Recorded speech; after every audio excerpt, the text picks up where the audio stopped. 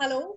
On behalf of Center for Health Law, Ethics and Technology at Jindal Global Law School and YP Foundation, we'd like to welcome you to the first of the webinar series titled Abortion Laws in India, Perspective from the Margins, focusing mostly on the MTP Amendment Act. My name is Deepika Jain. I'm a professor of law at Jindal Global Law School, and I am also the director for the Center of Health Law, Ethics and Technology. As most of you know, abortion in India was criminalized under IPC until 1971, when a law was enacted as an exception to the criminal liability to protect the doctors within the criminalization framework in 1971. Now, this legislation was not drafted in consultation with the feminist groups. It is not a rights-based legislation. It is mostly a doctor-centric legislation. Almost 50 years from then, in 2020, a reform, basically a bill was introduced to reform the abortion laws in India. And this bill was again not drafted in consultation with the important stakeholders, including the disability rights groups, sex workers, Dalit groups, Adivasi groups, trans movement, medical providers, health groups, feminist groups, among others. Now, resultantly, the bill is framed as cis, heteronormative, patriarchal, and eugenics, right? So there are fundamental problems with the bill as far as these reform provisions are concerned. It was hurriedly passed in the Lok Sabha on 17th March, a week before the lockdown. Some of us civil society, academic institutions, medical together to discuss the limitations and highlight the limitations of the bill. So one of our major asks is that the bill be referred back to the select committee so there is enough deliberation with important stakeholders on how to sort of work with a law that is so complex as abortion. So we decided to then have these webinar series, 5 of these series, where we will bring in different perspectives from these important stakeholders on why abortion law needs to be reformed in a very nuanced way and not how it's done in the current way, where it continues to be a doctor-centric legislation and continues to advance eugenics rationale. So with that, I'd like to invite Shovik from YP Foundation to say a few words before we proceed to our first webinar series titled Criminalization of Sexuality and Abortion Access. Thank you so much, Deepika. Welcome everyone to this webinar series. So my name is Shovik. I work for an organization called the YP Foundation. It's an youth-led organization based in New Delhi. We work mostly on building capacities of young people to take up leadership roles in more of policy-making spaces, as well as informing programs in areas mostly around gender, health, and sexuality. So this webinar series has been a very interesting space. Like the YP Foundation has been for the last 17 plus years working on the areas of SRHR, including abortion. So we also have a program specifically looking into myths, misconceptions, and stigma, and also around how abortion attitudes among service providers. And this specific today's topic is about more of adolescent sexuality and how the abortion current law and even the proposed amendments also, it's not addressing all of these challenges which young people and adolescents are facing. So this is a very important conversation, and it's very important for all of us to know what are the challenges, what are the nuances, and we partnered with Stage LET to do this webinar, and I welcome everybody on board and very excited to kick off this webinar series. Welcome everyone, and thank you, and we'll just pass over now to today's moderator, Kavya, over to you. Thank you, everyone. Thank you so much, Shovik, and thank you, Professor Jain, for the setting the context for everyone. Good afternoon. I'm Kavya Karthik, and I am the Assistant Director for the Center for Health Law, Ethics and Technology. I want to thank everyone for being here with us today, the panelists and the audience and everyone who's been involved in putting together this webinar series. We are going to be talking about adolescent sexuality, specifically the criminalization of sex through the POCSO Act and how that affects access to abortion and the relationship to the MTP Act and to the new MTP amendment bill that's just come out. I am joined today by a very exciting panel of youth advocates and activists who have been working on the ground and can share some of their accounts of the challenges that adolescents face, both in terms of accessing abortion services and in accessing even information related to their reproductive health care. Before I introduce the panel, I do just want to mention that we are going to be live tweeting and sharing these stories on our Instagram, Twitter pages. So please do follow along for the conversation, and I'm going to ask my colleague Joshika right now to put our social media handles and our hashtags in the chat box so that they're there for your reference and you can follow along. So we have 4 panelists with us here today. We have Monisha, who is a social worker and works with a child rights organization. She has experience working with adolescents on issues of sexual violence and has engaged with the POCSO Act in that capacity. She's also privy to first-hand accounts of the social impact and struggles of adolescents in consensual relationships. So she'll be sharing some of those accounts with us. We also have Purva, who is the president of the Medical Students Association of India and a youth advocate on sexual and reproductive health rights issues, including abortion.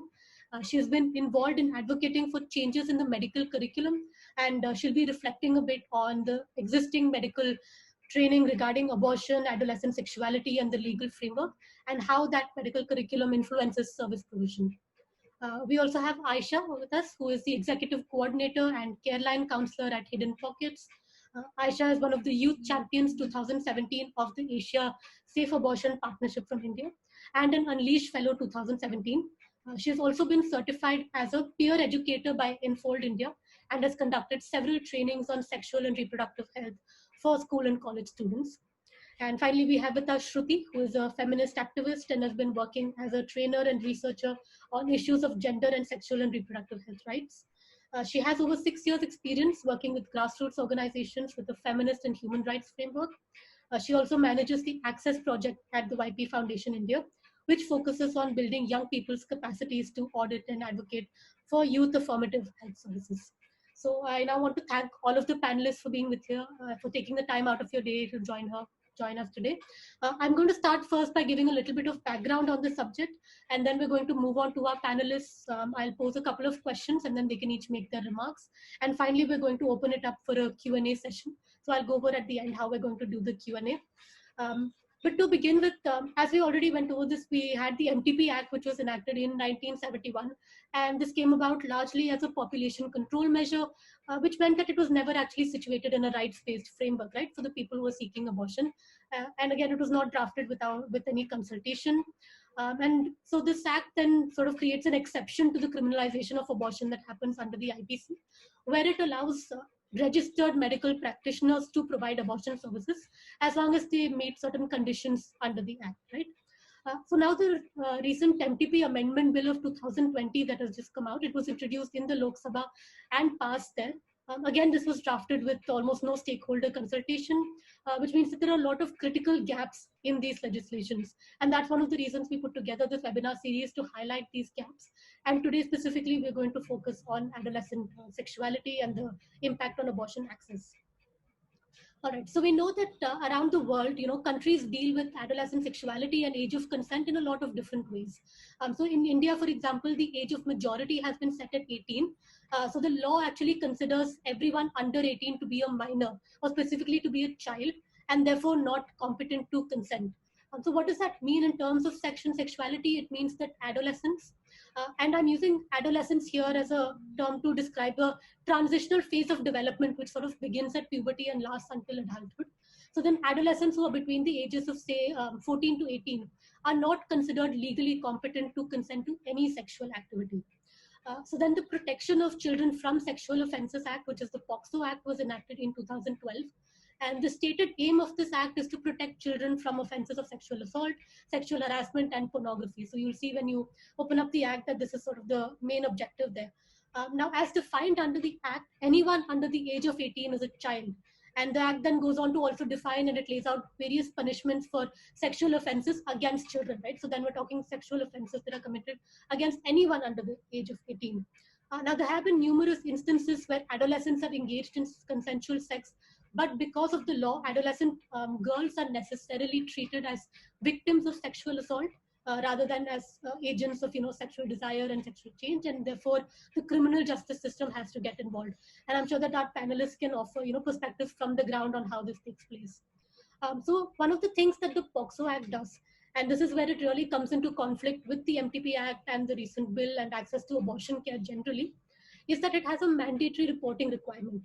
So Section 19 of the POCSO Act says that any person, including the child, who has apprehension that an offense under this act is likely to be committed, or has knowledge that such an offense has been committed, shall provide this information either to the Special Juvenile Police Unit or to the local police.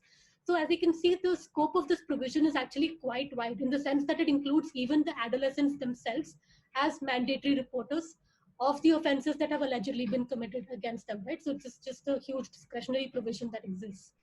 And how does this impact abortion access specifically? Well, because the law does not recognize the capacity of adolescents to consent to sexual acts, it actually precludes any possibility of consensual sex between persons below the age of 18. Which means that, let's say, a 16-year-old girl is pregnant, she wants to have an abortion, so she goes to a doctor seeking out the information, right? Now, the law says that she must actually be treated as a survivor of rape.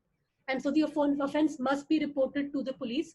And it makes no difference if this adolescent girl says that, the sex was consensual, because the law says that no one under the age of 18 is actually legally competent to consent at all. So there's just simply no imagination of adolescent sexuality in this legal framework.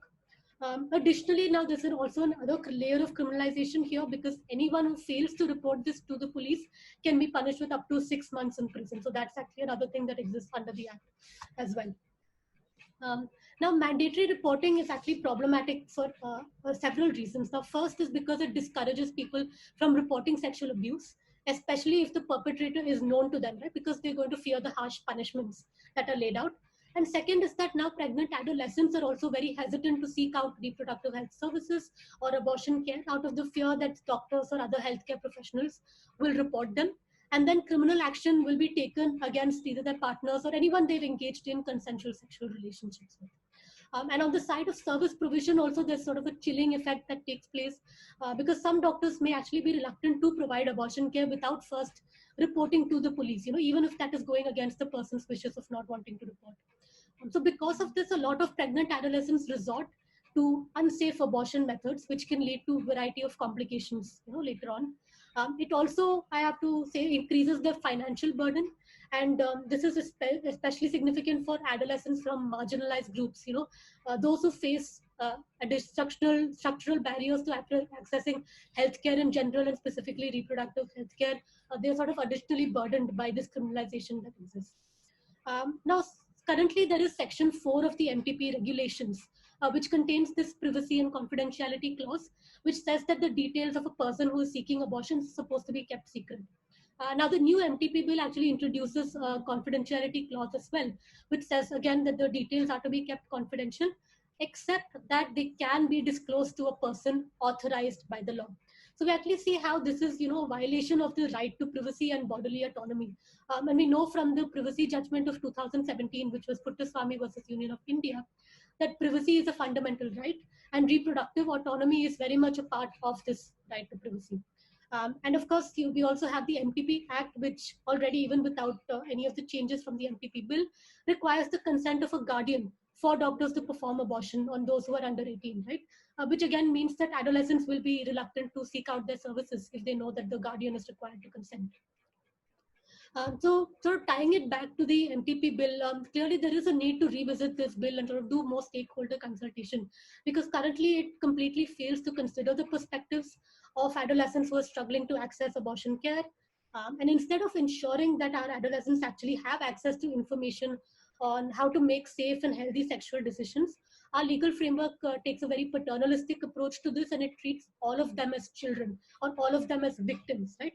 And we know that the criminalization of adolescent sexuality has an adverse impact on their sexual and reproductive health, because it strips away their ability to take decisions about their bodies and about their lives. In our legal framework, there is no recognition of the fact that adolescents have sexuality and engage in consensual sexual acts. And instead, what happens is a complete disavowal of their sexual agency and their sexual desires. So the Committee on the Rights of the Child had actually called on the states to, balance protection versus evolving capacities of adolescents when they're determining the legal age of consent, and specifically to not criminalize adolescent sexual activity, consensual sexual activity. However, that is not the case in India. And of course, since this MTP bill has been drafted without consultation, that means that these issues have not been addressed at all. So having sort of laid out that framework, I would now like to invite our panelists to share their experiences of working with adolescents and the challenges that they've faced. So Monisha, I'll actually start with asking you, since you've engaged with adolescents who are in conflict with the law, What are the challenges do you think that they face in accessing abortion and reproductive health care? And could you perhaps share some of these accounts with us?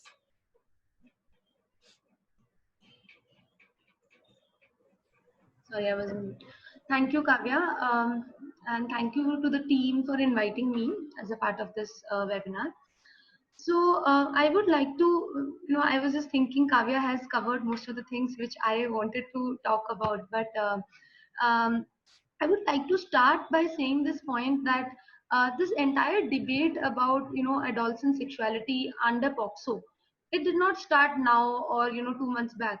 It started around 8 years back at the same time when POCSO as an act was being drafted.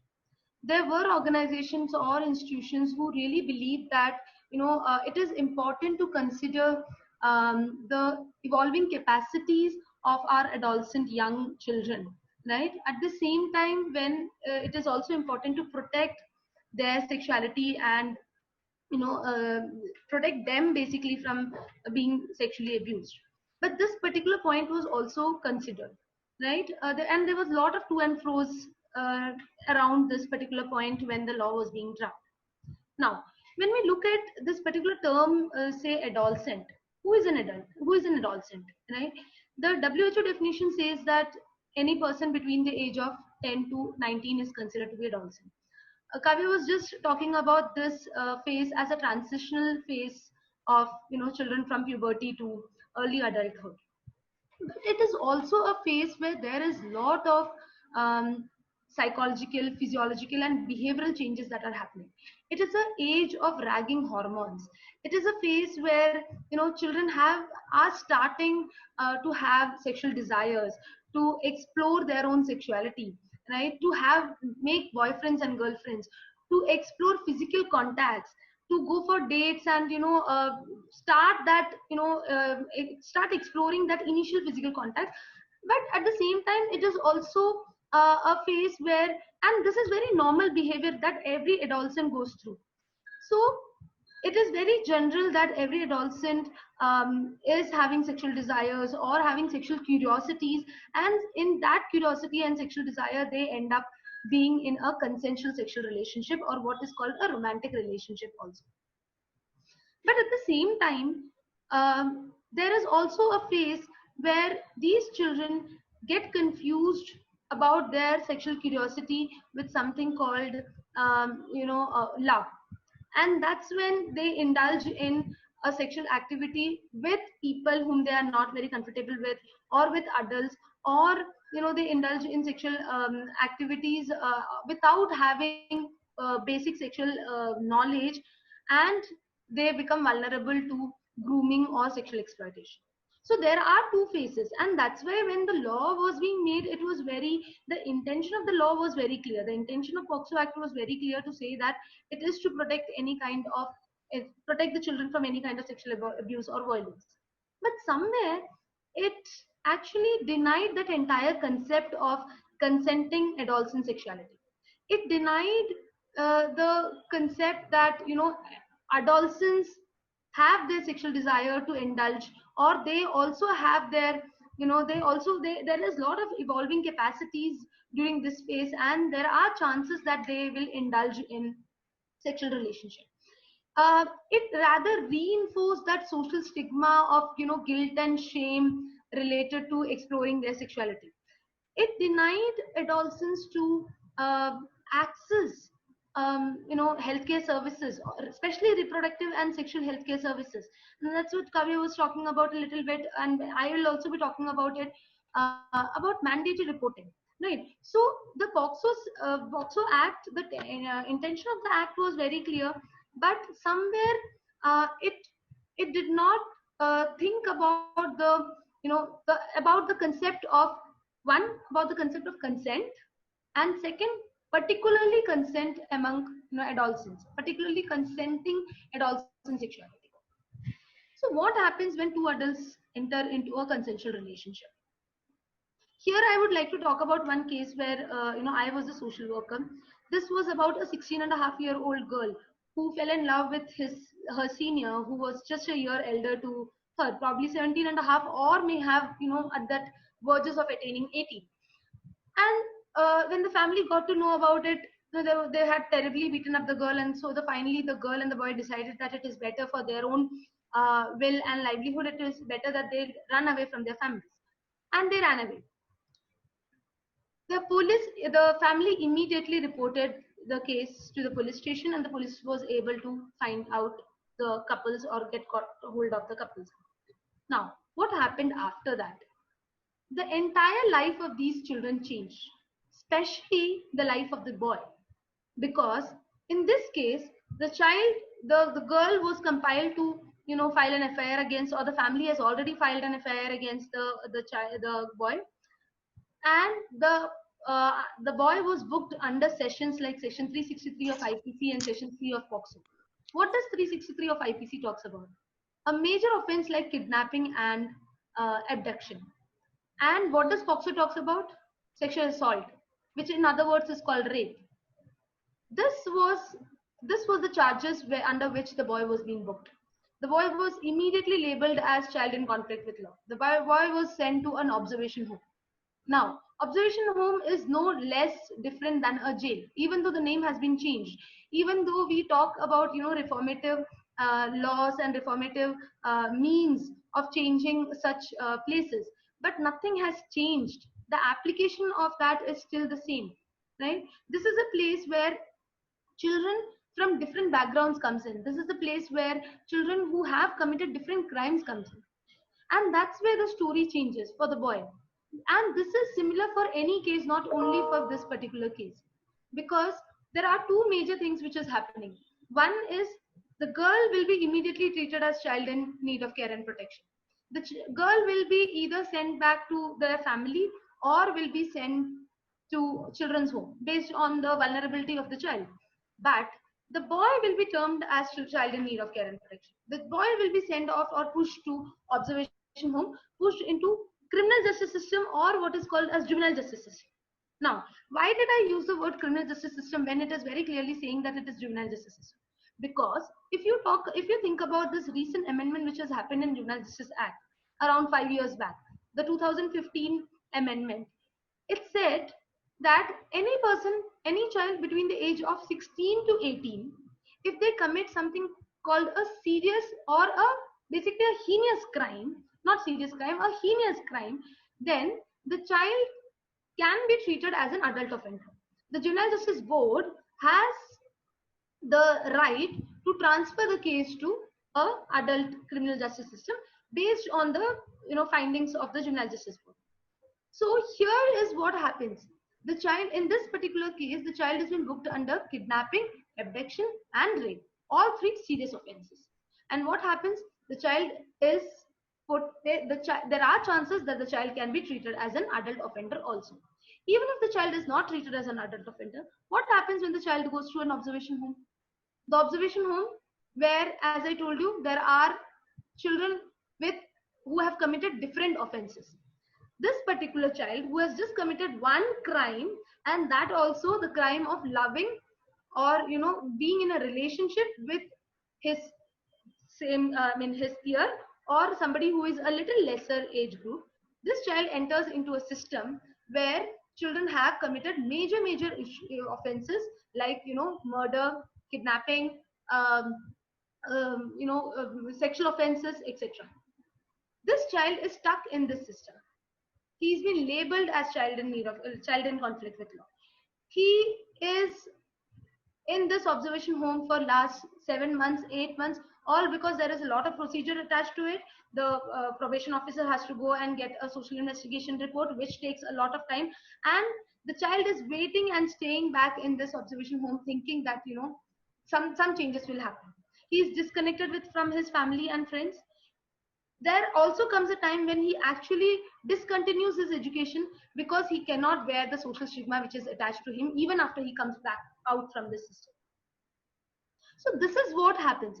This particular action clearly says that POCSO not only criminalizes, adolescents who are engaging in sexual relationship, but it also makes that discriminatory implementation where girls are considered to be the victims and boys are considered to be the offenders, even though both of them consensually involves in the same kind of sexual relationship, or even though both of them gets into the same kind of indulges in the same kind of activity. Second provision which actually hinders adolescents from getting access to healthcare services, reproductive and sexual healthcare services, is mandatory reporting. Kavya already spoke about what the act says. It very clearly says that any person who gets to know about the commission of such an offense has to immediately report. And if they are not reporting, it is attaching a penalization to that also, the person who does not report. So it becomes mandatory for those people who know about it, including sometimes their own friends or they themselves, to report the case. What happens because of this? One thing, definitely, as Kavya was also talking about, children will not indeed plan to, or they will not access healthcare services or reproductive healthcare informations, because they know that their partners will be criminalized or they themselves will be reported under this particular act. Second thing, they will always look out for alternative means. I'm sure Hidden Pockets will be able to explain more about it. But as per my knowledge, they will look out for alternative MTPs or alternative means that will actually hinder or that will actually affect their own well-being, right? So this, and the third thing is that they will start looking up at healthcare workers as somebody who is not, as a barrier to this healthcare services. Because if I as a 16-year-old is pregnant and I want to abort this, I want to go and meet a doctor. And what the doctor is going to say is that, they cannot do that anymore. Or they have to file a complaint and then they can go for, or they can take services. In that way, they will go out for alternative unwanted, healthcare services, or, those healthcare services which are not uh, good for their well-being or health. So it is important for us to understand that a law which was actually made to protect violence or exploitation, it is somewhere is also a law for punishment, which has become a law for punishment, right? It is important for us to understand that the state, it is the responsibility of the state or the civil society organizations, that two things have to be, there should be a balance of both the things. Protection of children, definitely, but at the same time, understanding that there is a lot of evolving capacity among adolescents, understanding the sexuality nature of adolescents, and working towards a comprehensive thing where both these things go in hand to hand, where both these things are being considered, right? Because today's adolescents are affected by a lot of things, including things like the stigma and the silence attached to sex, right? We do not talk about this even today. There is a lot of stigma attached to it, and because of that, what happens is a lot of questions are unanswered. A lot of sexuality related questions of adolescents are unanswered.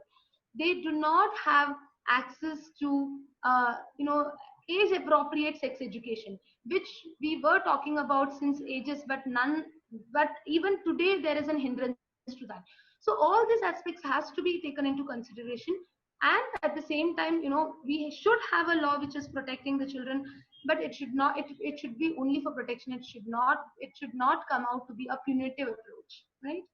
So thank you so much from my end. Thank you so much, Monisha. I think those were extremely insightful observations, especially on how these adolescents are pushed into the criminal justice system. And as we know, this system, especially in terms of prisons and jail, can be so harmful physically as well as psychologically for so many people, and especially adolescents who are at this very transitional stage in their lives, right? Thank you. And Aisha, I would like to invite you to go next. And if you could tell us a little bit about your work with Hidden Pockets, and what challenges have you faced in terms of providing information about abortion and reproductive healthcare services to adolescents, sort of drawing from your perspectives working on the ground. Hi, this is Aisha from Hidden Pockets, and I see a lot of people there in this webinar. So very happy to come in front of everyone and talk about what we are doing and what I'm doing at Hidden Pockets. So thanks a lot for calling us for this discussion. I think this discussion is needed, and it's very good to have so many people involved in discussing this topic. So for people who are here in this webinar and who are not very familiar with Hidden Pockets, So a very small brief about Hidden Pockets. It's a platform for sexual and reproductive health in India. We have a care line where a lot of young people, monthly we get 100, close to 100 young people who come to us who ask a lot of questions related to sexual and reproductive health. This can be questions related to abortion or maybe testings like HIV testing or any STI or STDs or anything related to their maybe vaginal discharge or anything under the umbrella of sexual and reproductive health. So I'm the counselor there. I'm one of the counselors who is actually in touch with young people every day. So I'm the one who is counseling them, and I'm the one of the person who's guiding them where to go and trying to provide them accurate information, trying our best to provide them with accurate information. Because we know, right, how Google looks like. When you start looking for something, you can end up in a lot of information which is not required. I mean, all the sicknesses, all the diseases ends up in cancer or anything, which can be very scary. So we make it very sure, and we make it very important from our side to give all these young people accurate information. So as Monisha already started telling about adolescence, the whole topic is focusing on adolescence, and how Monisha said how WHO has defined the age 10 to 19, how the young people, the young adults, the children, these are the words we might use for them. So they fall in this category 10 to 19. And she also said about different, how these young people or adolescents or children behave.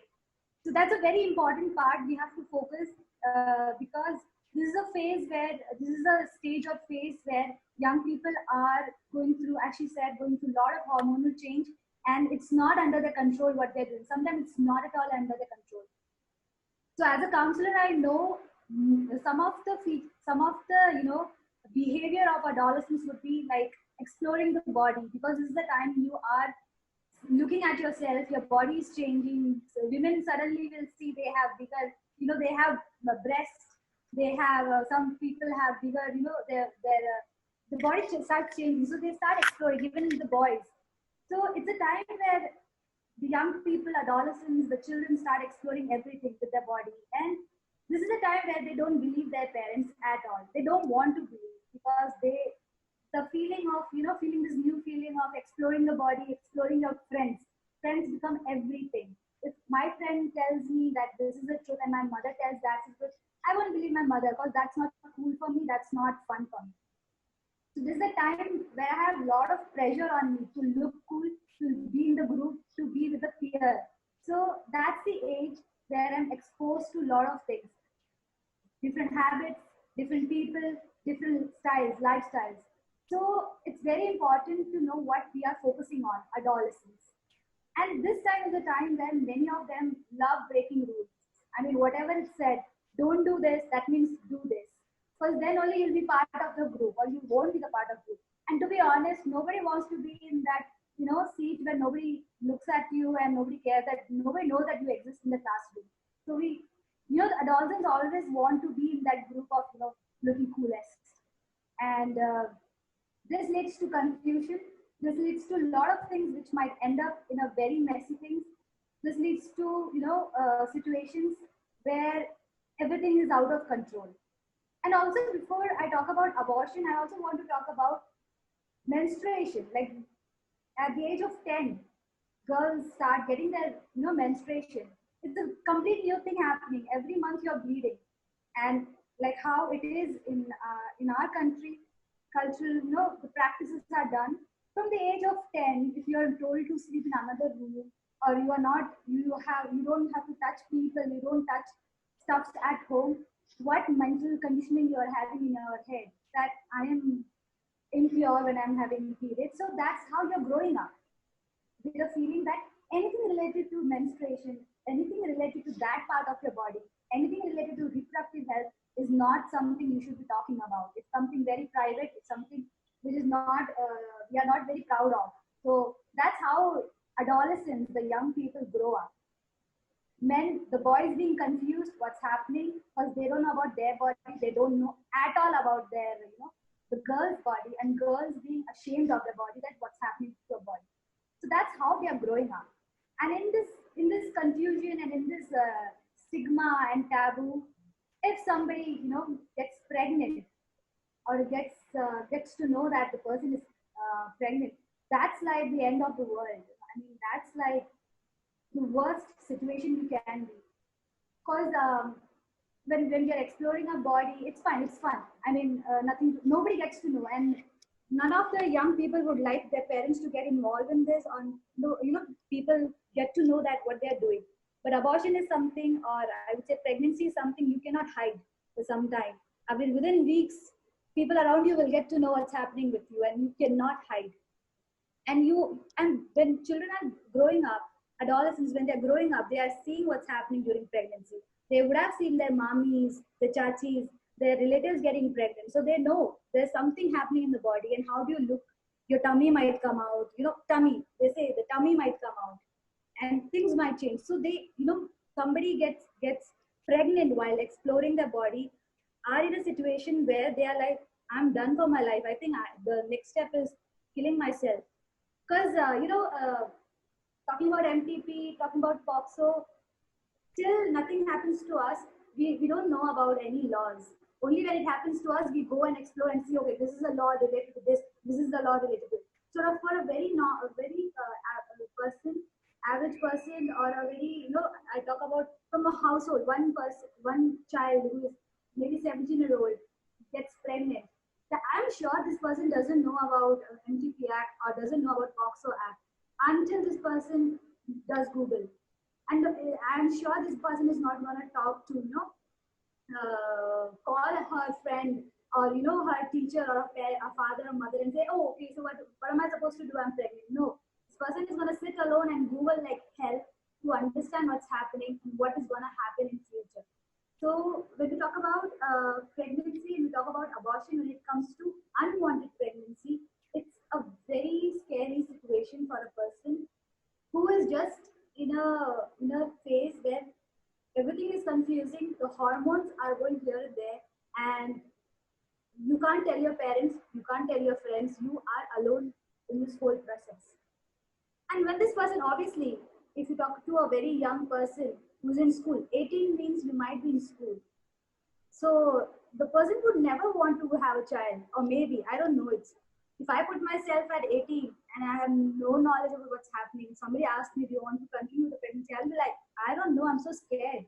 What will I tell my parents? Leave about the part of, whether you want to continue the pregnancy or not. The fear of getting hit by the parents is the biggest fear I will have in my brains. That what will my father do? Oh my God, I'm going to get beatings like hell if they get to know I'm pregnant. So I would say when we get a lot of young people on our platform who are 18 and 19, very young adults. So when they come to us, they are in a very scary situation where first of all, they don't trust us because they are going to a random place. For them, hidden pockets, they don't know what kind of place is this.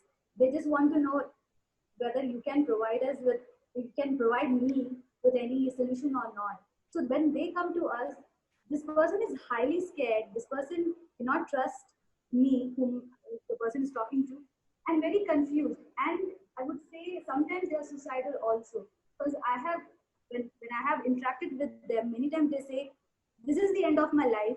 I don't know if I'll survive this. I just want to kill myself because I can't look at my parents now. So that's the feeling they are coming from. And if I sit and explain what MTP tells or what POXO says, sometimes doesn't click to them. They will be like, can you help me or not? Like Monisha said, they are looking for alternative ways. What do I do? Because they can't just directly go to the hospital and tell the doctor, okay, I want this. Because they are very scared. So instead of going there, the first step, maybe they will Google it. Google is the first place they look at the places. Okay, abortion, right? Keywords like abortion, where do I get it? And somehow they end up in Hidden Pockets page and they come there and they figure out like whether this person would be able to help us or not. So the tendency of behavior is very, fear. We can see fear in them. We can see a lot of doubt whether should I trust this person or not. And when we talk about abortion, it's not that just you will tell you want abortion and you go and you get abortion. You have to pay. There's some minimal charges out. You have to pay the doctor whom you are meeting. So there are charges there. There's some procedures to follow. Sometimes the doctors will tell you medicines to get. If the doctors don't have medicines, they will tell you to go get the medicines. You have to figure it out. Where do you get the medicines for? And with all these taboo in your mind that from childhood, menstruation is a big sin. It's something dirty. From childhood, sex is not accepted at all. From childhood, that this is not allowed at all. You won't have that courage to go to a chemist and ask for anything related to abortion. It's a very scary thing for them. And also when we talk about sending them to the doctor, I would say first time if you tell, okay, go to ABC doctor, the doctor will be very good, they will treat you well. What's the proof that the doctor will be very good? So, the tendency of them of just coming and talking to you and just running off and then looking for different ways of doing abortion is very common. Like Manisha said, different Google is there. Look up on Google, how do I get abortion at home? There would be a lot of answers how you can get.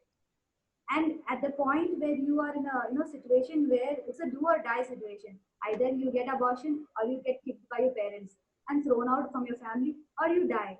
So, in that position, you will try everything now. So I had a case of a person who just turned 18, and this person said that I think she was 5 to 6 weeks pregnant, and because she was 5 to 6 weeks pregnant, it was easier because the city she came from, we had our partners there, we knew the doctor. So we could easily tell her, just go there, get the facilities, and everything is done. But this girl, from the starting of the call till the end, kept saying that I'm not a murderer. I'm not a murderer. So somewhere this guilt of going for abortion, the guilt of, not telling your parents not knowing. And also, this person came alone. Her partner was not there. Getting ditched by the partner suddenly.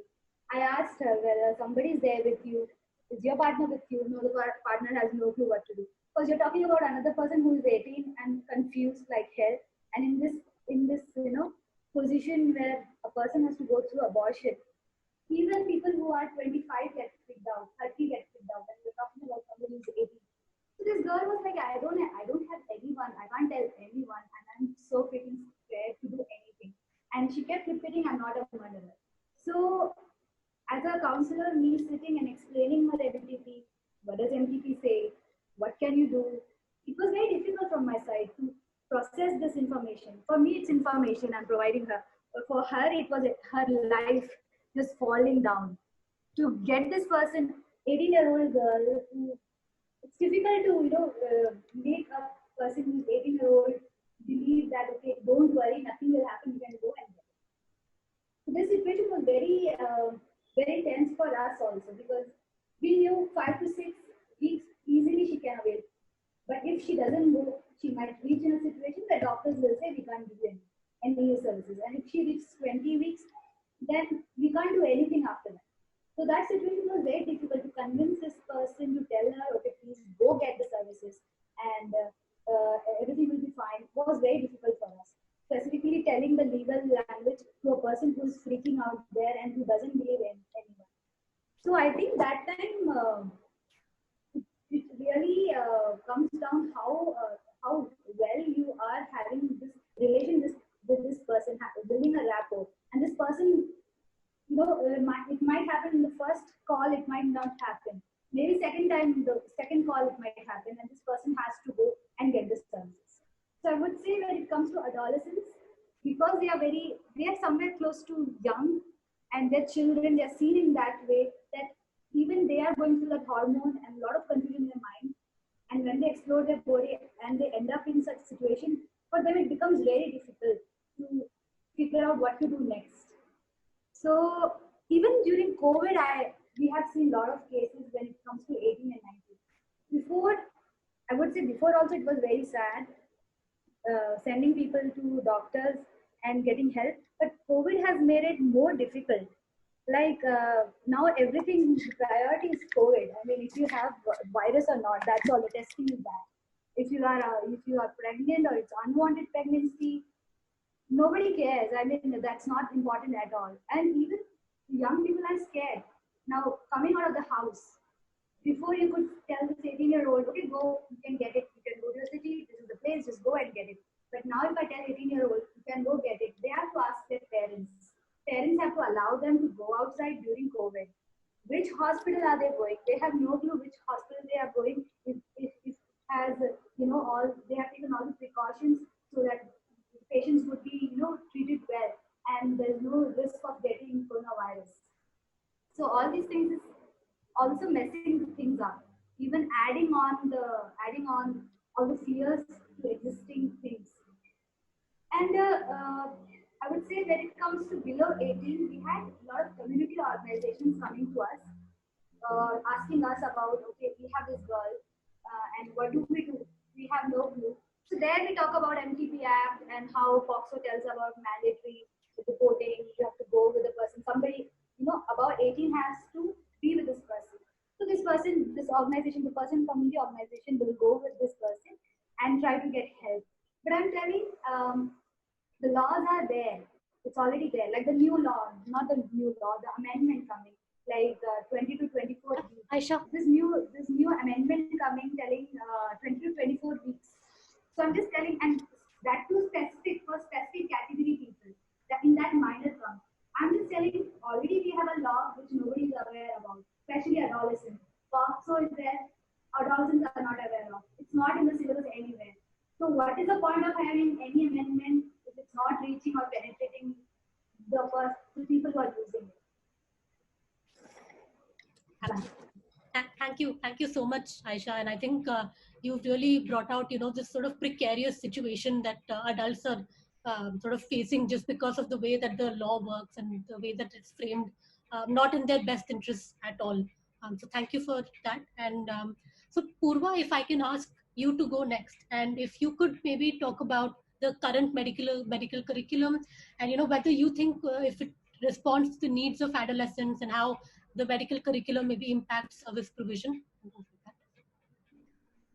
Yeah, thanks so much. First of all, before I start with that, thank you so much for having me on the panel, and the discussions have indeed been very enriching. Like, as a medical student, I see a lot of numbers in terms of, okay, this is the statistic, these many people don't have access to XYZ services, this many people lack access to information.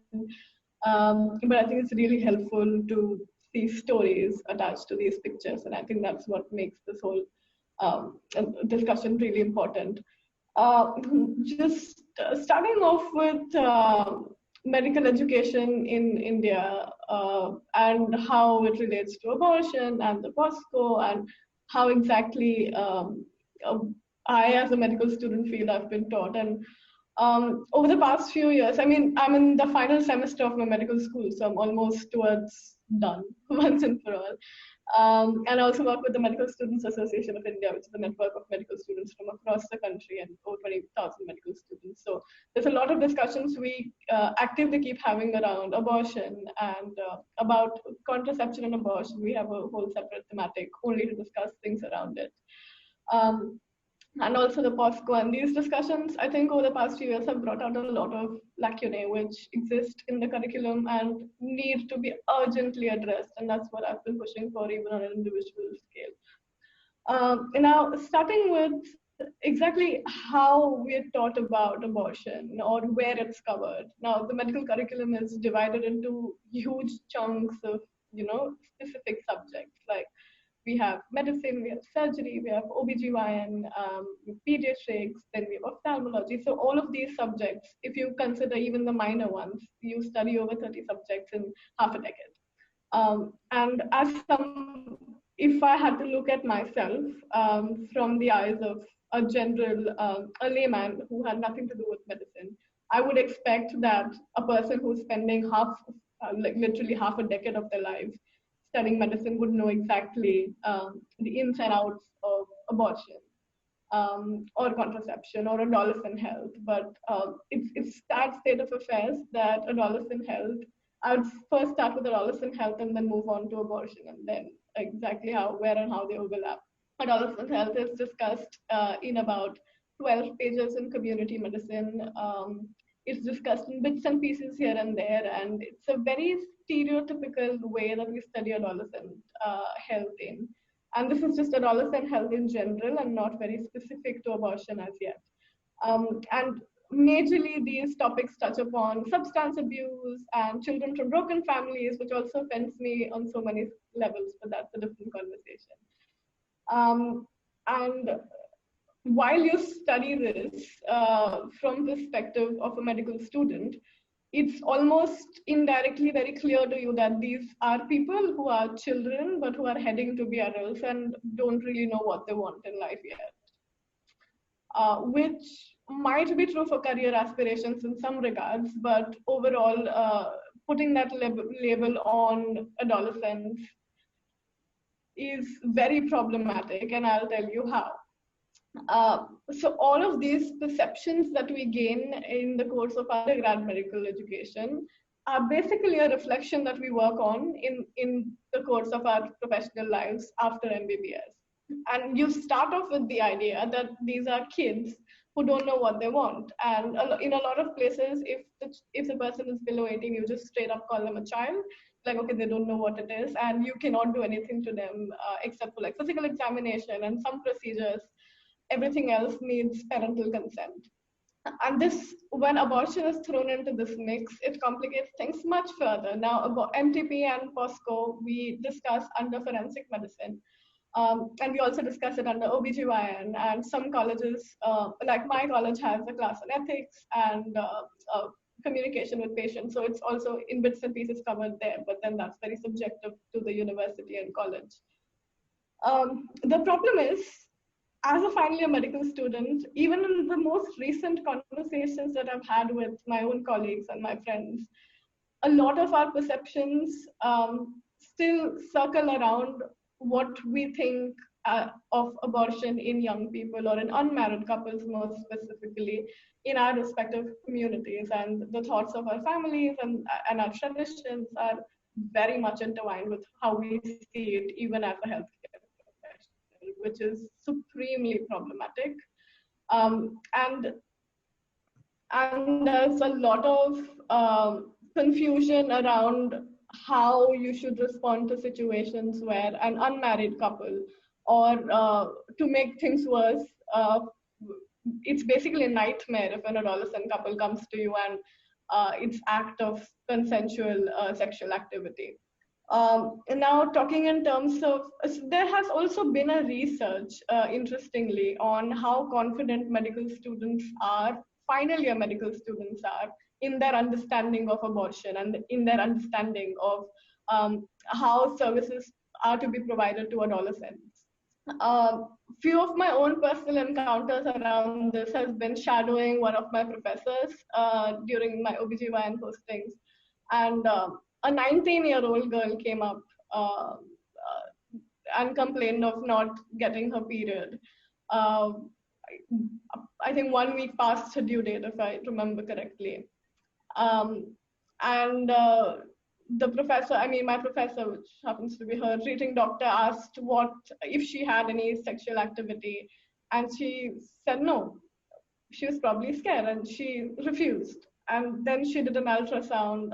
Then my professor did an ultrasound and found that she's pregnant. And then she surprisingly sent all of us medical students out and was, I want to talk to my patient alone, which we appreciate. And so when I followed up with what happened to that patient, my professor actually called her parents, because she was also a student of my university. So her parents were called and informed that your daughter is pregnant, and she probably needs abortion. And 6 months after, when I tried looking into what happened to this patient, I figured that this person is no more an enrolled student of the college, and never visited the hospital after. So such practices, every medical student has a different perception and different understanding of what this incident was, and our reflections were very different. When we discussed this amongst ourselves, what came out is some medical students actually felt this was the right thing to do. And that troubles me as a health professional. I'm not entirely confident that all of us, even at the very end of our medical education as an undergrad, and whether or not we understand abortion, whether or not we understand adolescence, and just the way adolescents are perceived in our curriculum, and how much space there is to superimpose your ideas of abortion and your ideas of whether abortion in young people or abortion in unmarried couples are right or wrong.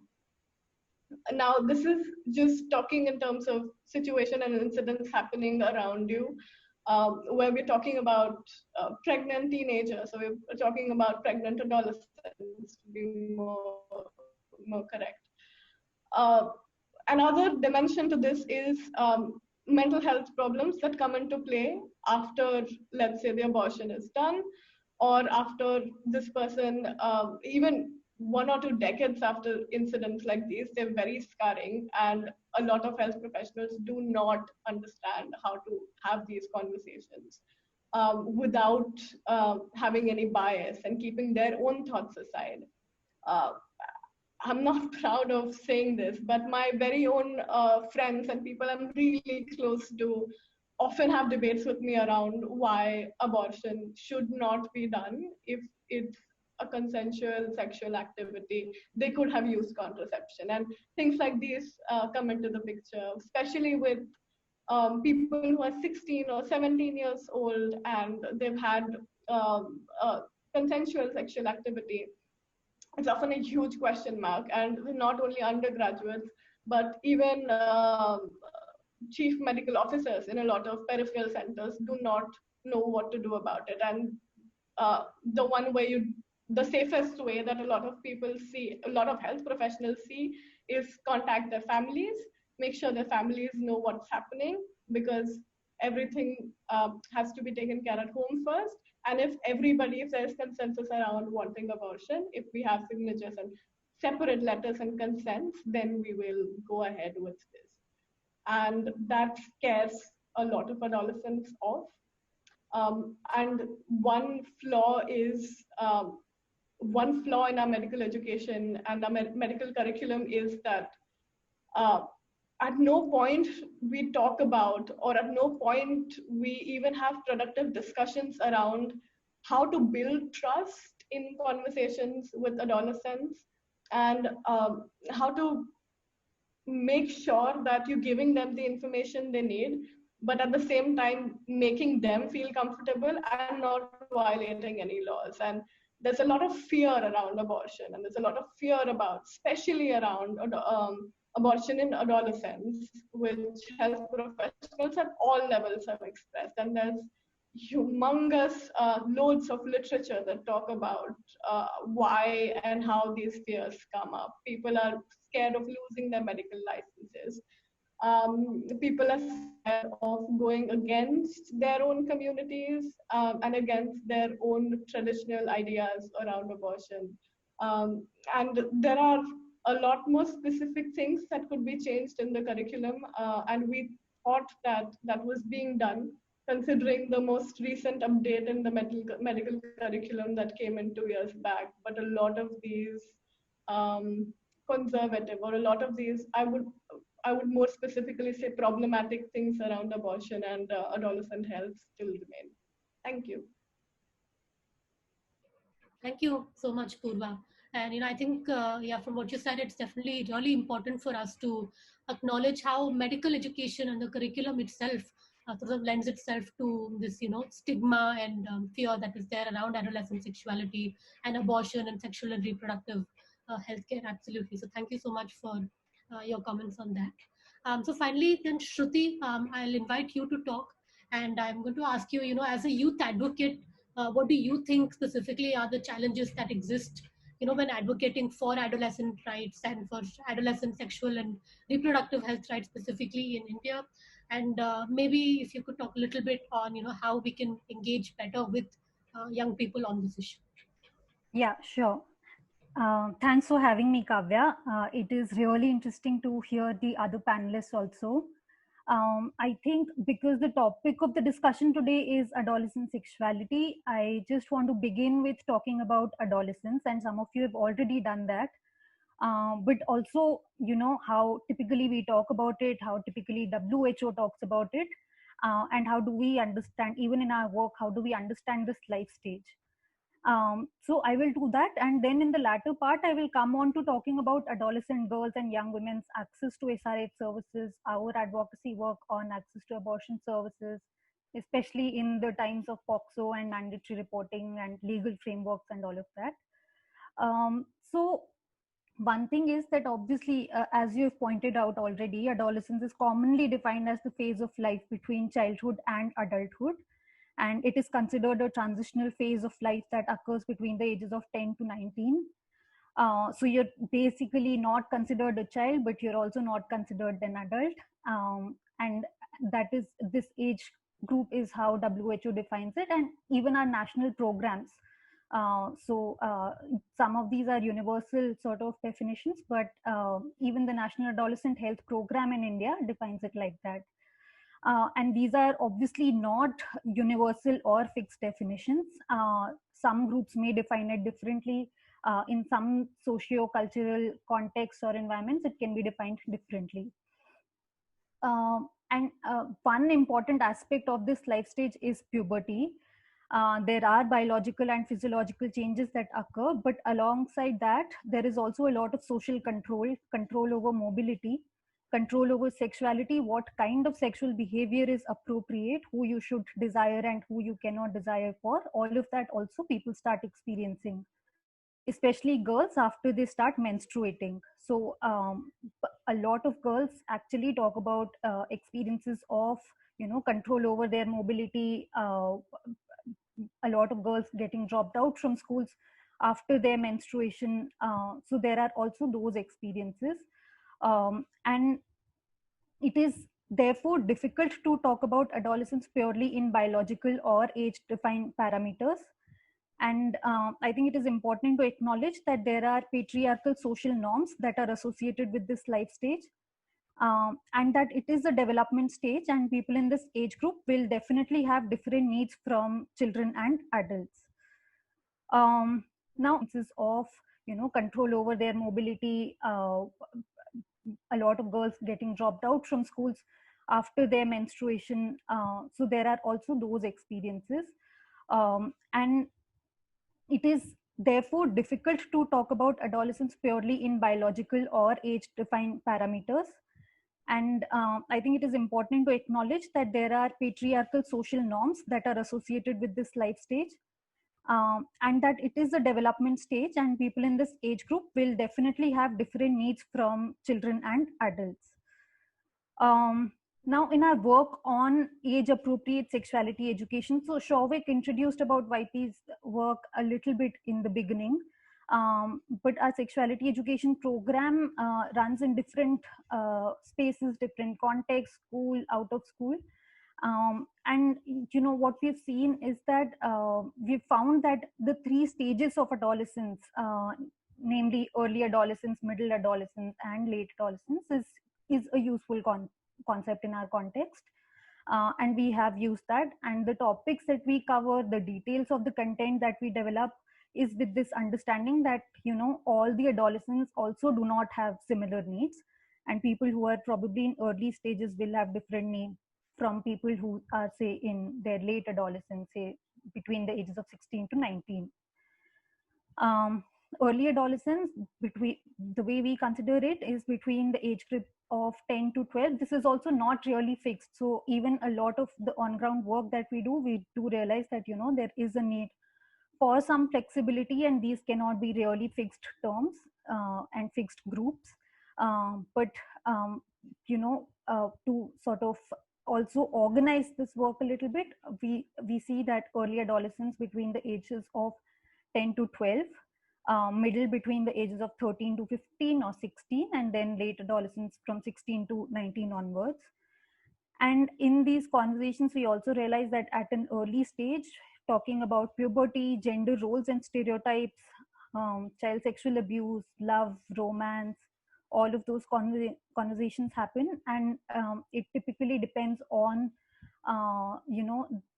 their participation also, that what kind of discussions they are interested in.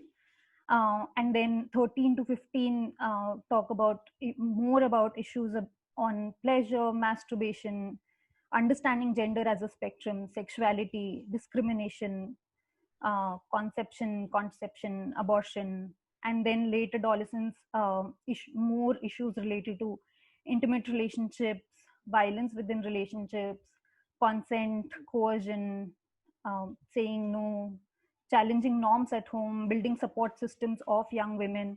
So that is how we understand and approach our programs. I think it may be valuable to understand that adolescents in different life stages also have different needs that I have already pointed out, and we cannot just club adolescence as one life stage also. So an age appropriate sexuality education program for adolescents will also have to look and address the needs accordingly. Fear, shame, and stigma is the norm when we talk about adolescent sexuality, and it can have adverse impact on the well-being of adolescents. Fear, stigma, and shame also means that they do not expect parents, community members, or any legal framework to understand their realities in cases of consent, non-consent, or coercion within relationships. Like in this case, it is friends or peers who provide first level support and confidence in approaching anyone else. And this we've seen in other sort of cases also, that usually it is friends who are able to provide first level support, and people are able to talk to their friends for the first level kind of discussion. A lot of adolescent girls and young women who we worked with in programs on SRHR or in researches from marginalized communities over a period of time have very, very clearly articulated about their relationships, negotiating with boys who they may or may not be in relationship with. So we need to understand that they do have the agency to negotiate, and that they can take a decision within the limited choices that they have. And it is important to create a non-judgmental space for that. I will just conclude by saying that unmarried adolescent girls and young women most of the times are not able to determine pregnancy for the first 2-3 months. And many researchers have shown this. The process of finding support, approaching a provider, and actually getting the services take a lot of time. If we put an additional barrier, which is actually already existing, of mandatory reporting in the medical procedure, which is always time sensitive, then we really are not understanding the realities of adolescent girls and young women. So that is mostly from our work. And to also answer your other question, that what are the challenges when we are advocating, one is that definitely the laws and programs are very, very far away from the realities of their lives. Rashtriya Kishore Swasthya Karyakram, which is the National Adolescent Health Program, is also within that program, it is a mandate to have adolescent friendly health clinics for adolescents, for SRH counseling, mental health counseling, etc. But the counselors are themselves not comfortable talking about SRHR. They themselves have a lot of discomfort talking about sexuality, and that is when they're not able to provide what one would call rights-based information. And a lot of times, I think basic information is also not given. Then how can we even expect them to understand nuanced discussions on the capacities, evolving capacities of adolescents to consent and negotiate, etc. I think how can we engage better as practitioners, trainers, counselors, facilitators? We need to be more non-judgmental about the issue. We need to understand that adolescents, especially in their middle or late adolescence, have the capacity to decide for themselves. Sometimes those decisions may be wrong, but then again, as adults, do we always take all the decisions which are 100% correct, is a question for us also.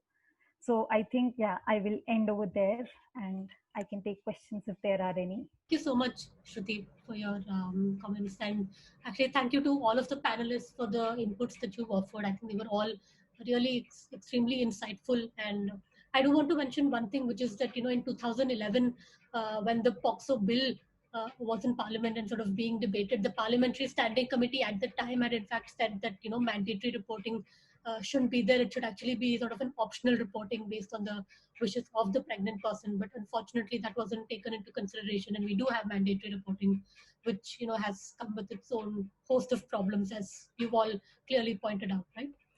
So we'll go on to the Q&A session now, and so I put this in the chat, but essentially, you know, you can either put your questions in the chat, and I see there are already a few questions there, or you can do the raise hand feature. And so now I'll start going through this one by one, and I'll read out some of these questions, and for others, if you have your hand raised, I'll just ask you to unmute and ask your question to either to all of the speakers or to one of them. So the first one was from Harshita to Purva. And the question is, if someone under the age of 18 comes to a doctor for an abortion, is the doctor legally obliged to report it, as was mentioned earlier under POXO Act? Thanks for that question, Harshita.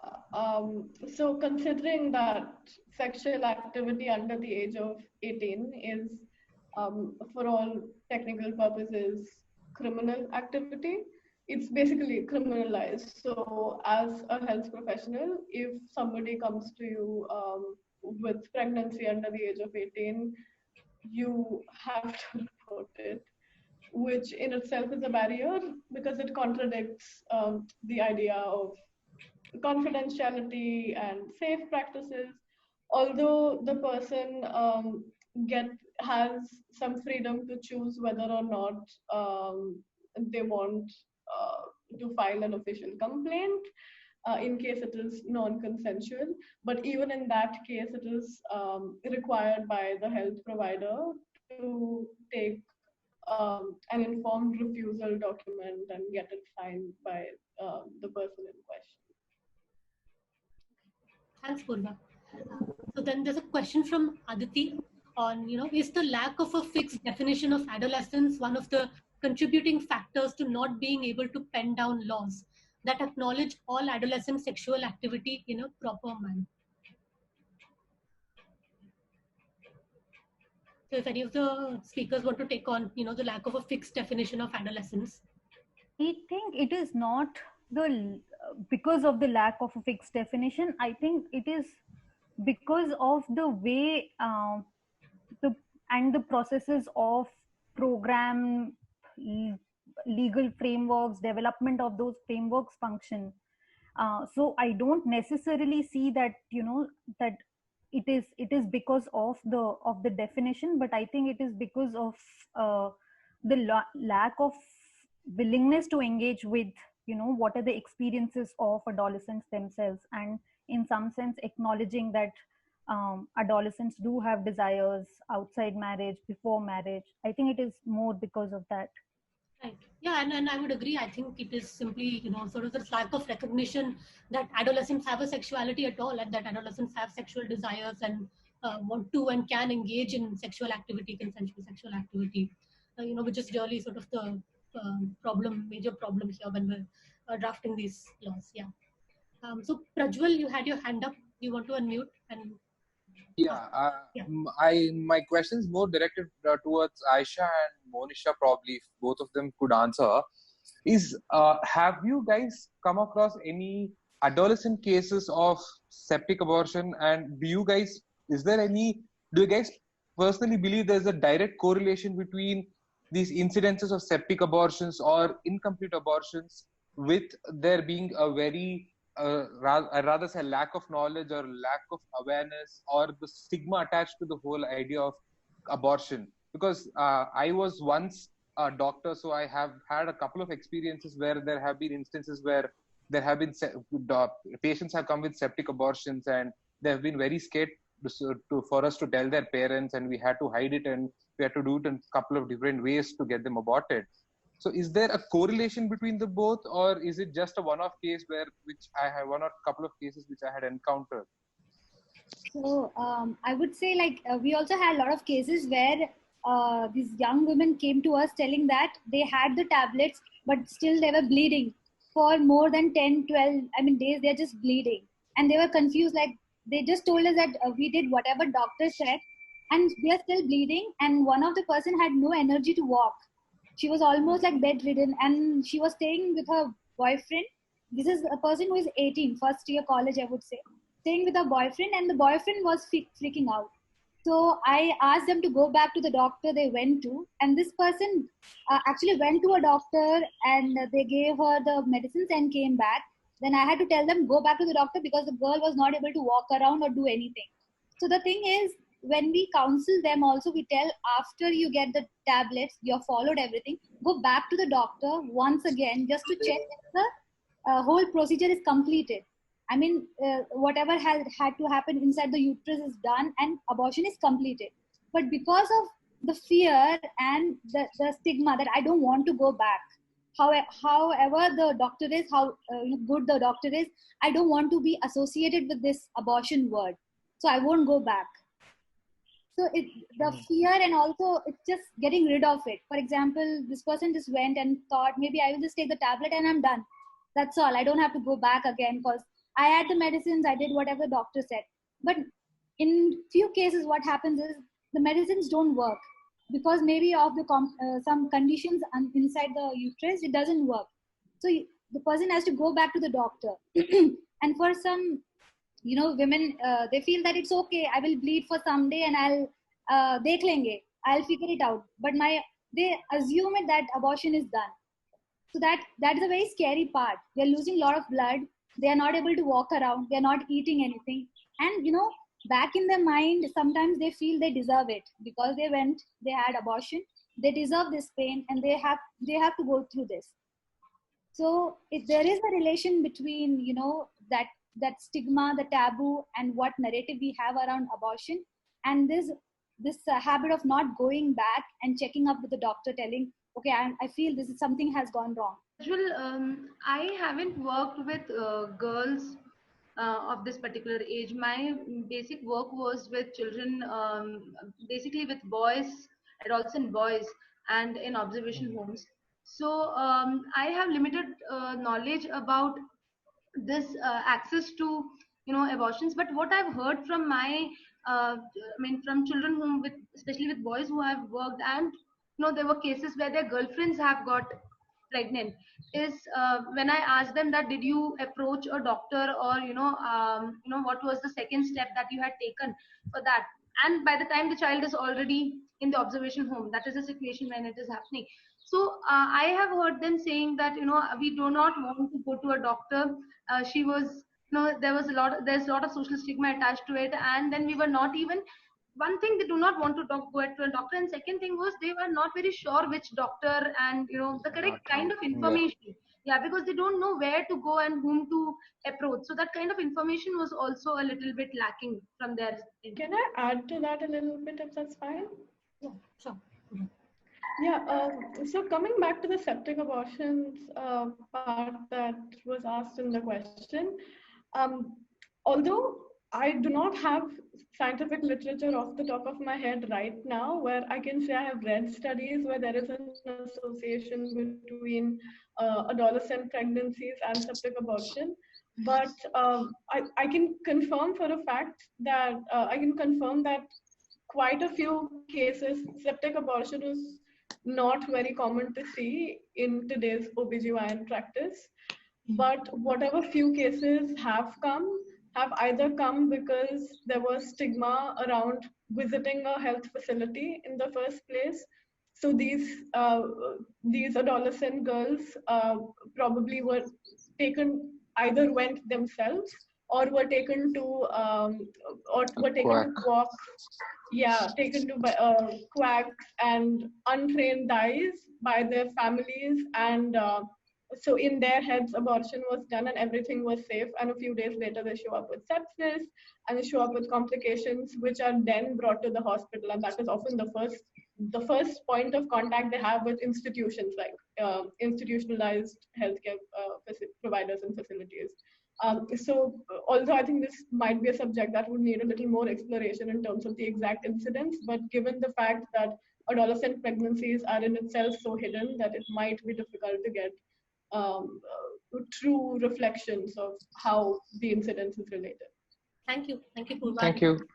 Yeah. So Anubha, I see that you want to come in. Yeah, hi, Kavya. Thanks.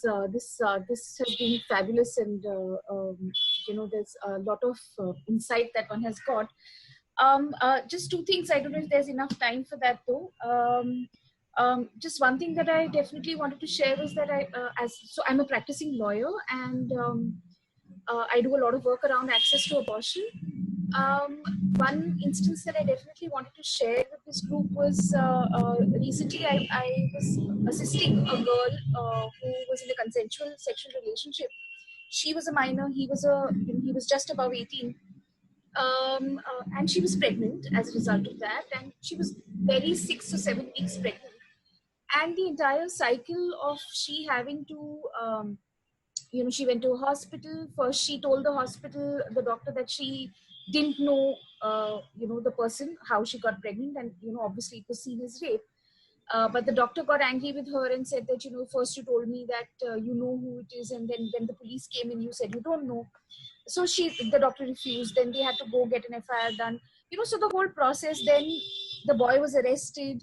She finally did get the termination of pregnancy from a very, very good center. The boy continued to be in jail for a good 3 months, because the insistence of the police was constantly, now you say in the in your second statement that there was some misunderstanding, and you don't have anything against the boy, while right from the beginning she kept saying that this was consensual.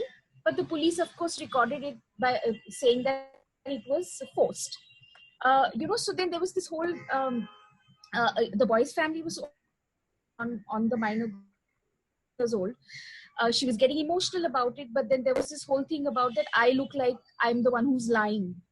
So I think it's very important that all of those aspects also constantly keep coming out, especially when we're talking about POXO and how it criminalizes even consensual sexual activity of adolescents. So that is one point that I definitely wanted to make. The second point I wanted to check, because a lot of you work with young people, what is the impact of films and TV series, especially when there is some reference to abortion and I mean, I've recently, maybe because I'm working on abortion now, so I keep noticing that. But in the recent films there has been a lot more conversation about that. In that Good News, in that film Razi, in those series Made in Heaven and all of that. So I just wanted to understand, and of course it's a much longer conversation for sure, but what's the impact that that medium has on the kind of information that people have, especially when they call you? Thank you, Anuba. I think that's actually a very interesting question, and not something that we've really explored yet in terms of how the media and representations in media sort of impact this. Do any of the panelists have a take on this? Those who've sort of worked with, or done sort of counseling, and maybe you have some insights on whether media has affected this at all. I think when you talk about movies or other, medium of channels, like I remember one movie that's during my time, that's called Kya Kehna. Razi I have not watched. Is it that Alia Bhatt's movie? I'm not sure, but I don't know any scene of abortion. But the thing is, the young people who come to us, like the case I told, this girl was very guilty about what's happening to her, and I used the word murderer. So she kept telling that I'm a murderer. So where is this coming from? From where did this person learn? I mean, understood that if she's going towards, if she's adopting abortion, she's a murderer. So that is a big question. From where did she learn this? It can be, from, I mean, the Prega News, the pregnancy test kit. Kareena Kapoor comes and shows that she's pregnant and she's gonna take the test. It's such a beautiful thing to be pregnant. All those glorifying feeling, and all those ads. Like we have ads where Dettol cleaning the floor and the mother is pregnant and everybody is protecting her. They're keeping their hand on her womb and the tummy, and it's a very beautiful. What do I say? Like heaven. People are, the colors used, white, light blue, pink, which is very heavenly. Those feelings. So when you see all these things, and then you talk about abortion, where abortion has few people are against it, few people. I mean, we can debate full day about it. So I think movies do play a lot of role when we talk about abortion, but I don't think so how people are this concept is shown in any place. I mean, in my experience, I have not watched a movie where they showed abortion in such a. Maybe one movie. It's Preeti Zinta's movie in my time. It's called Salam Namaste, where she got pregnant. She went for abortion again, and then she decided it's her thing, and the doctor also spoke to her very well, and she said, and she was not in India, she was in some other country. So the doctor was like, don't worry, it won't hurt you and you will be fine. And she'll be like, okay, I'll go forward. And they didn't show that drama of, all this pain from the doctor's side or anything. But later she decided, okay, I don't want to continue with it, because again, that feeling of motherhood, of that feeling that, oh shit, I'm doing something. So it completely affects how you are looking at it, how you're looking at abortion or pregnancy or anything. So I don't have any reference point to give for a movie which personally I have watched and I thought there they spoke something about abortion or something anywhere closer to abortion. If somebody has watched it, you can please share it here. If somebody has watched any movie. But the incidents I have experienced where young people come to me, most of the time they are filled with guilt. And it's like they say that I have to go through this pain because I did something extremely wrong. Nobody has come till now, maybe one or two women, but they were not 18 or 19. They were much more elder. So they had come and they were like, I want it. And they knew it and they just want it because they felt that's the right decision they're taking. But when it comes to 18 and 19, I would say the whole perception is like, I am guilty, I've done something wrong, but just save me out of this. Just add one point. Yeah, of course. I personally, this is my personal view, and I personally believe that media do play a role in children's life. Okay, not only about this particular topic, but you take any other topic for that matter, right? And it not only in children's life but also in everybody's life, right? It influences us in some way or other. So there might be times when children would have seen something from movies and they would have thought that it is as simple as that, but when it comes to reality they realize that it is very different. And also there might be times when they see it will be very different, but when it comes to them itself, when they are experiencing it, then they realize the reality and they feel that I think it is better not to do it in this way or to do it in this way. And as Aisha was telling, for them the entire concept is this is their life and they just have to come out of this mess in some way or the other. So there is influence, but to what extent is again a question which needs to be worked on. Thank you so much, Monisha and Aisha, for that. Anubha, I hope that answered your question on the media and the impact that has. So actually, we are sort of out of time right now. I know there are a lot of questions and people are engaging in the chat box as well. So we've actually recorded this and, we'll be putting this up on our social media and sort of website and stuff soon. So hopefully we can get more engagement on that front as well. So please feel free to engage on our social media. And our next webinar is going to happen actually next week. So 8th July, Wednesday, at the same time, and we'll be releasing a poster and concept note for that tonight. So please do follow our social media handles that Joshika had put in here, and you'll get all the information about our upcoming webinars as well. I want to say a huge thanks to all of the panelists for coming here and for your extremely insightful inputs and all of the stories and accounts that you were able to share of people that you worked with and from adolescents and the different challenges that they've faced. And I also want to thank, of course, all of the audience who attended this and who've engaged so much, and all of these questions that have come up in the chat. Thank you so much for engaging. And of course, a huge thanks to everyone at SHLET as well as everyone at the YP Foundation for all of the effort that has gone into organizing this webinar series. Again, we had great participation and engagement today. So thank you, everyone, and please do join us for our upcoming webinars. Thank you.